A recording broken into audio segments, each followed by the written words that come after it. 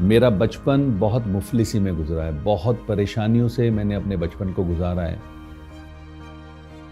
जब भी मैं इन तंग गलियों में से गुजरता हूँ तो मुझे हमेशा वो बचपन याद आता है। मुझे वो अपने जीवन के पल याद आते हैं कि कैसे मैं इन तंग गलियों में से गुजरा। लेकिन मुझे एक बात और एहसास होती है कि अगर ये तंग गलियां ना होती तो शायद जो मैं आज हूँ वो हो नहीं पाता।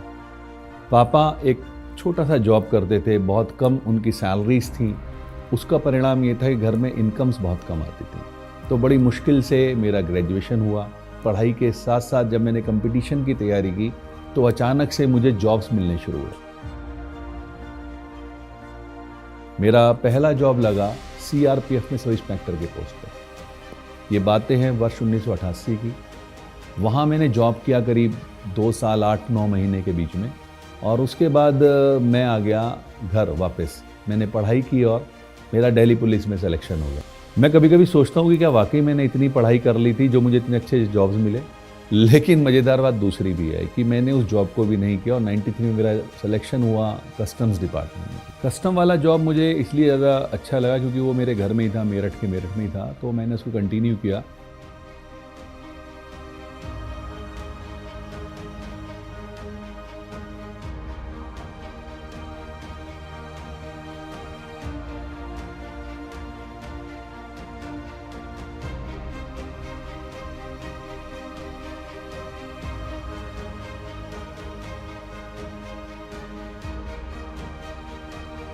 लेकिन इसी बीच में फिर मेरी शादी हो गई। अब शादी के बाद बच्चे तो जिम्मेदारियां बढ़ी और अल्टीमेटली एक बात समझ में आ गई मुझे फिर कि जॉब एक ऐसी व्यवस्था है जिसमें आप भूखे रह नहीं सकते पर कभी तरक्की कर नहीं सकते। और इसी बात के मद्देनज़र मैंने ढूंढना शुरू किया कोई एक ऐसा प्लेटफॉर्म जो मुझे एक्स्ट्रा इनकम दे सके। And I am thankful to the person mister J K Gupta. Unfortunately आज वो हमारे साथ नहीं है, बट यस, वर्ष 2004 में वो मेरे लिए एक देवता के रूप में सामने आए। उन्होंने मुझे फॉरएवर के मार्केटिंग प्लान के बारे में बताया। तो देखा, मुझे समझ में आ गया कि ये वो प्लेटफॉर्म है जिसकी मुझे तलाश थी। यहाँ मैंने धीरे धीरे अपने रास्तों पे चलना शुरू किया, धीरे धीरे सक्सेस की तरफ बढ़ना शुरू किया। अगले 6 महीने में मैनेजर हो गया। तो मुझे एक बात समझ में आ गई, तरक्की नहीं मिलने वाली है। वर्ष 2016 में जब मैंने इनकम्स का आकलन किया तो मुझे लगा कि यार, एक तरफ मुझे विभाग से करीब 10 लाख रुपए सालाना सैलरी मिलती थी, लेकिन उस साल की मेरी आईटीआर जो फॉरएवर के बदौलत थी वो करीब 34 लाख की थी। तो मैंने डिसीजन लिया किसी और को मौका देते हैं सरकारी नौकरी करने का, और मैंने क्विट किया। और मैं वर्ष 2017 जनवरी से फुल टाइम आज इस बिजनेस को बिल्ड कर रहा हूँ। इस व्यापार में मुझे वो सब चीज़ें मिली, चाहे मैं इंटरनेशनल ट्रेवल की बात करूँ, चाहे मैं एक अच्छी हेल्थ की बात करूँ, चाहे मैं एक अच्छी फैमिली लाइफ की बात करूँ, चाहे अच्छे मकान की बात करूँ। मैंने एक हर वो चीज़ जो मनुष्य, एक आम आदमी अपने जीवन में कल्पना कर सकता है, वो इस प्लेटफॉर्म से मुझे मिली है।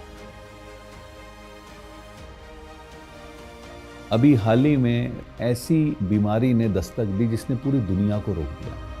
हम लोग भी बड़ा सोच रहे थे कि कैसे होगा। थैंक्स टू फॉरएवर के प्रोडक्ट्स, जिनकी वजह से हमारा इम्यूनिटी सिस्टम बहुत अच्छा रहा, and thanks to the marketing plan and the flexibility of the marketing plan, कि हम लोगों ने कोविड के उस दौर में डिजिटल प्लेटफॉर्म का सहारा लेकर के अपने बिजनेस को कंटिन्यू रखा, जिसका रिजल्ट ये रहा कि हमारे चेक्स नहीं रुके, जिसका रिजल्ट ये रहा कि हमारे इनकम्स नहीं रुके, जिसका रिजल्ट ये रहा कि बहुत सारी इंडस्ट्रीज सफ़र कर गई, लेकिन फॉरएवर में इनफैक्ट और ग्रोथ होती चली गई। क्यों? क्योंकि हर किसी व्यक्ति को 2 तरह की चीज़ें ऐसे दौर में चाहिए थी, एक अच्छा स्वास्थ्य और एक अच्छा साधन।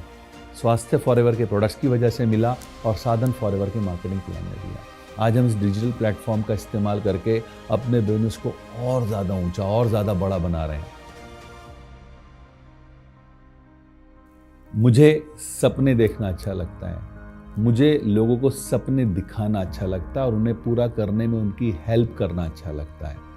मैं हूं सपनों का सौदागर, मैं हूं फॉरएवर।